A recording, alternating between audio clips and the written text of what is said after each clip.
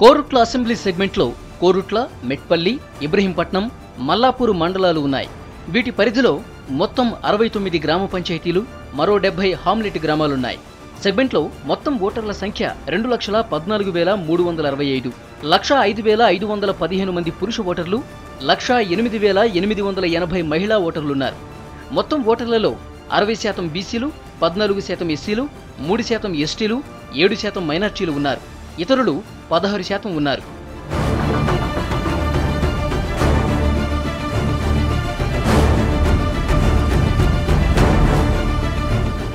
2009 వరకు మెట్పల్లిలో ఉండేది కోరుట్ల. పునర్విభజనలో కోరుట్ల నియోజకవర్గం ఏర్పడింది. కరీంనగర్ జిల్లాలో టీడీపీకి అందని ద్రాక్షగా మిగిలిన సెగ్మెంట్ కోరుట్ల. మెట్పల్లి తాలూకా గతంలో నిజాం పాలనలో జిల్లా కేంద్రంగా ఉండేది. స్వాతంత్ర్యం వచ్చాక 1952లో మెట్పల్లి నియోజకవర్గంగా ఏర్పడింది. 2009లో జరిగిన పునర్విభజనలో మెట్పల్లిని రద్దు చేసి కోరుట్లగా మార్చారు. మెట్పల్లిలో ఉన్న కథలాపూర్, మేడిపల్లి మండలాలను వేములవాడలో కలిపేసి మెట్పల్లి, మల్లాపూర్, ఇబ్రహీంపట్నం, కోరుట్ల మండలాలతో దీన్ని ఏర్పాటు చేశారు. నియోజకవర్గంలో కోరుట్ల, మెట్పల్లి 2 మున్సిపాలిటీలు ఉండటం సెగ్మెంట్ స్పెషాలిటీ. ఇక్కడ ఉన్న శాసనసభ్యులు ఏదైతే హామీలు ఇచ్చిండ్రో గత 5 సంవత్సరాల నుంచి కూడా ఏ హామీ కూడా తను చేయలేకపోయాడు.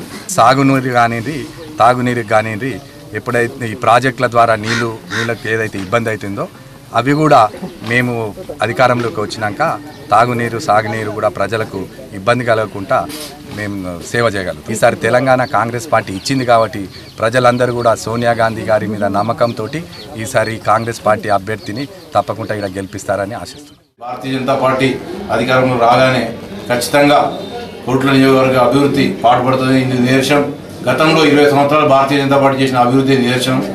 అలాగే తెలంగాణ వచ్చే విషయంలో సుష్మా స్వరాజ్ గారు ఎలా చిన్నమ్మ గారి పాత్ర పోషించి ఖచ్చితంగా తెలంగాణ కట్టుబడి ఉండి తెలంగాణ తీసుకొచ్చారో మనందరికీ తెలిసిన విషయమే. కోరుట్ల నియోజకవర్గంలో ఈ ముందు అభివృద్ధి జరగాలంటే ప్రతి ఒక్కరూ భారతీయ జనతా పార్టీని గెలిపియాలి. కోరుట్లకు ప్రస్తుతం టీఆర్ఎస్ అభ్యర్థి కె విద్యాసాగర్ రావు ప్రాతినిధ్యం వహిస్తున్నారు. 2009లో మహాకూటమి టీఆర్ఎస్ అభ్యర్థిగా బరిలో దిగిన కె విద్యాసాగర్ రావు 2010 ఉప ఎన్నికల్లోనూ బంపర్ మెజార్టీతో గెలిచారు. గతంలో కోరుట్ల మెట్పల్లిలో ఉండేది. మెట్పల్లికి 13 సార్లు ఎన్నికలు జరిగాయి. 4 సార్లు బీజేపీ, 5 సార్లు కాంగ్రెస్, 2 సార్లు ఇండిపెండెంట్లు, జనతా పార్టీ, పీడీఎఫ్ ఒక్కోసారి విజయం సాధించాయి.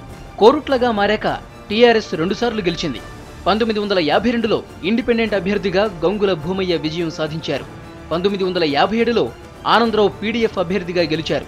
1962లో కాంగ్రెస్ నుండి విజయరంగారావు గెలిచారు. 1967, 72 ఎన్నికల్లో సత్యనారాయణ ఓసారి ఇండిపెండెంట్గా, మరోసారి కాంగ్రెస్ అభ్యర్థిగా గెలిచారు. 1978, 83లో వి వెంకటేశ్వరరావు కాంగ్రెస్ తరపున విజయం సాధించారు. 1985 మధ్యంతర ఎన్నికల్లో బీజేపీ అభ్యర్థిగా పోటీ చేసిన సిహెచ్ విద్యాసాగర్ రావు గెలిచారు. 1989, 94లోనూ ఆయనదే విజయం. 99 ఎన్నికల్లో విద్యాసాగర్ రావు పార్లమెంట్కు పోటీ చేయడంతో బీజేపీ అభ్యర్థిగా పోటీ చేసిన టి వెంకటరమణారెడ్డి గెలిచారు. 2004లోనూ బీజేపీకే పట్టం కట్టారు కోరుట్ల ఓటర్లు. ఆ ఎన్నికల్లో అభ్యర్థి కొమ్మిరెడ్డి రాములు విజయం సాధించారు.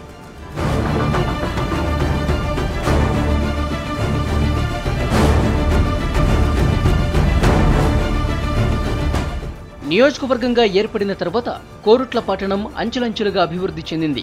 సెగ్మెంట్లోని సాయిబాబా ఆలయం మరో షిర్డీగా ఖ్యాతి చెందింది. ఇక సిట్టింగ్ ఎమ్మెల్యే విద్యాసాగర్ రావు మరోసారి అదృష్టాన్ని పరీక్షించుకోబోతున్నారు. సెంటిమెంట్ ఆయనకు బూస్ట్నిస్తోంది. దాంతోపాటు ఇచ్చిన హామీల్లో చాలా వరకు నెరవేర్చడం కలిసొచ్చే అంశం. వరద కాలువకు తూములు పెట్టించడం, గంగనాల ప్రాజెక్టు పూర్తి చేయించడం, కోరుట్ల, మల్లాపూర్ రోడ్డు వెడల్పు పనులను 30 కోట్ల రూపాయలతో పూర్తి చేయించడం ప్లస్ పాయింట్స్. మరో 14 కోట్ల రూపాయలతో ఇబ్రహీంపట్నం, సిరికొండ, మెట్పల్లి, వెల్లుళ్ల రోడ్డు వేయించారు. దాదాపు అన్ని మండలాల్లో రహదారుల నిర్మాణానికి కృషి చేశానంటున్నారు ఎమ్మెల్యే. గత 5 సంవత్సరాల నుంచి అభివృద్ధి దిశలో కోరుట్ల నియోజకవర్గాన్ని తీసుకుపోవాలని చెప్పి ఏ డిపార్ట్మెంట్లో కూడా ఏ ఫండ్స్ వచ్చినా వదిలిపెట్టకుండా నేను ఇచ్చిన హామీలు వరద కాలువకు తూములు పెట్టిస్తాను, ఒకటి మంచినీటి సౌకర్యం ఇవ్వాలని చెప్పి ప్రతి గ్రామానికి కూడా దాదాపు అన్ని గ్రామాల్లో అదనపు ట్యాంకులు కట్టుకుంటూ అభివృద్ధించడం జరిగింది. ముందు భవిష్యత్తులో ప్రజల ఆశీస్సులతోని మళ్ళీ నాకు అవకాశం ఇస్తే తప్పక కోరుట్ల నియోజకవర్గాన్ని అన్ని వర్గాల్లో అన్ని దాంట్లో కూడా కోరుట్ల నియోజకవర్గం ఒక ఆదర్శ నియోజకవర్గంగా తీర్చడానికి కోసం నా వంతు కృషి చేస్తాను. సెంటిమెంట్ బూస్ట్నిస్తున్నా, అభివృద్ధి జరిగిందని చెబుతున్నా కొన్ని అంశాలు విద్యాసాగర్ రావుకు మైనస్గా మారుతున్నాయి. మెట్పల్లిలో నిర్మించిన ఫిల్టర్ బెడ్స్ నిరుపయోగంగా మారటంతో రక్షిత మంచినీటి కాన్సెప్ట్ పక్కదారి పట్టిందన్న విమర్శలున్నాయి. 9 ఏళ్ల క్రితం 1,60,00,000 రూపాయలతో నిర్మించిన ఈ ఫిల్టర్ బెడ్ నిర్వహణ సరిగా లేక మూలన పట్టం విద్యాసాగర్ అసమర్థతగా భావిస్తున్నారు స్థానికులు. అలాగే సెగ్మెంట్ హెడ్ క్వార్టర్లో తాగునీటి ఇబ్బందులు మైనస్గా మారాయి. మల్లాపూర్ మండలంలోని ఓబులాపూర్ శివారులో ఫిల్టర్ బెడ్ నిర్మాణానికి నిధులు మంజూరైనా పనుల్లో నిర్లక్ష్యం సిట్టింగ్ ఎమ్మెల్యేకు మైనస్గా మారింది.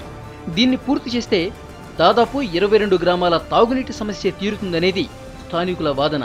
నియోజకవర్గ సమస్యల మీద అప్పుడు ఎలక్షన్లకు వచ్చినప్పుడు మౌలిక సదుపాయాలు, తాగడానికి నీరు, సాగునీరు అందిస్తానని హామీలు ఇచ్చిండు. ఎలక్షన్స్ దగ్గరికి వచ్చినాయి, ఇంతవరకు సాగునీరు కానీ త్రాగునీరు కానీ హామీలు నెరవేర్చిన తందుకు కూడా కృషి చేయలేడు. బాగా ఇబ్బంది ఉన్నది, ఈ మరుగుదొడ్లతో బాగా ఇబ్బంది ఉన్నది. మొత్తానికి ఇబ్రాహీంపట్నంలో దోమలు బాగా ఇదైపోయింది. మొత్తానికి ఈ లైటింగ్ గురించి ఎమ్మెల్యే హామీ ఇచ్చుడే కానీ చేసింది ఏం లేదు. ఎమ్మెల్యే గారు వచ్చిండు, వస్తాడు, పోతాడు, ఇంతవరకు ఏం చేసింది లేదు. కోరుట్లలో ప్రభుత్వ డిగ్రీ కాలేజీకి సొంత భవనం నిర్మించకపోవటం ఎమ్మెల్యే వైఫల్యమేనన్నది స్థానికుల ఫీలింగ్. మెట్పల్లిలోని ప్రభుత్వ ఉన్నత పాఠశాల కోసం నిర్మించిన భవనాన్ని మినీ యూనివర్సిటీగా వినియోగించుకోవటం నేతల చిత్తశుద్ధికి నిలువెత్తు సాక్ష్యంగా మారింది. హైస్కూల్, జూనియర్ కాలేజ్, వృత్తి విద్యా college, English medium, Urdu medium high school, degree, Ambedkar open university study centre లాంటివన్నీ అందులోనే నిర్వహించాల్సి వస్తోంది. ఇక పెద్దపల్లి, నిజామాబాద్ రైలు మార్గం పూర్తి కాకపోవటం విద్యాసాగర్కు వ్యతిరేకంగా మారింది. మమ్మల్ని పట్టించుకున్న వారు ఎవరు లేరు. కాకపోతే ఇక్కడ నీటి సంస్కారం లేదు. అక్కడ ఒక బోరింగ్ ఉన్నది, ఎక్కడ మళ్ళీ లాస్ట్ ఒక 50 కూడా బోరింగ్ ఉంది. ఎమ్మెల్యే కానీ, సర్పంచ్ కానీ, వార్డు నంబర్ కానీ, ఎంపీడీస్ కానీ మరి పట్టించుకుని లేరు. ఏది మరుగుదొడ్లు లేవు, ఎక్కడ పోదామన్నా అన్ని ఇండ్లు అవుతున్నాయి. కరెంటు లేవు, నల్ల నీళ్ళు లేవు. నల్లల కోసం అక్కడ మున్సిపల్ ఆఫీస్ కాదు, రోడ్కు బ్యాంకాడికి పోయి పట్టుకొచ్చుకుంటున్నాం నీళ్ళు. మమ్మల్ని ఎవ్వరు పట్టించుకుంటలేరు. వ్యతిరేకత ఉన్నా విద్యాసాగర్ రావుకు ఈసారి కూడా ఛాన్స్ ఉందన్న అంచనాలున్నాయి. కాంగ్రెస్ పార్టీలో గ్రూపు రాజకీయాలు, టీడీపీ, వైసీపీలో నాయకత్వ కొరత సిట్టింగ్ ఎమ్మెల్యేకు కలిసొచ్చే అంశాలు. కాంగ్రెస్ తరఫున మాజీ మంత్రి జువ్వాడి రత్నాకర్రావు కొడుకులు జువ్వాడి కృష్ణారావు, జువ్వాడి నరసింగరావుతో పాటు మాజీ MLA Komireddy Ramulu, doctor Venkat ticket ఆశిస్తున్నారు. జువ్వాడి నరసింగరావుకు టికెట్ వస్తే మాత్రం టీఆర్ఎస్కు గట్టి పోటీ తప్పదంటున్నారు. కాంగ్రెస్కు ఛాన్స్ ఉన్నా రెబల్సే ఆ పార్టీ విజయావకాశాలని దెబ్బతీయొచ్చన్న వాదనలు వినిపిస్తున్నాయి. ఇక బీజేపీ నుంచి డాక్టర్ రఘు, సురభి భీమ్రామ్ టికెట్ కోసం ప్రయత్నిస్తున్నారు. టీడీపీ నుంచి సాంబారి ప్రభాకర్కు ఛాన్స్ ఉంటుందంటున్నారు.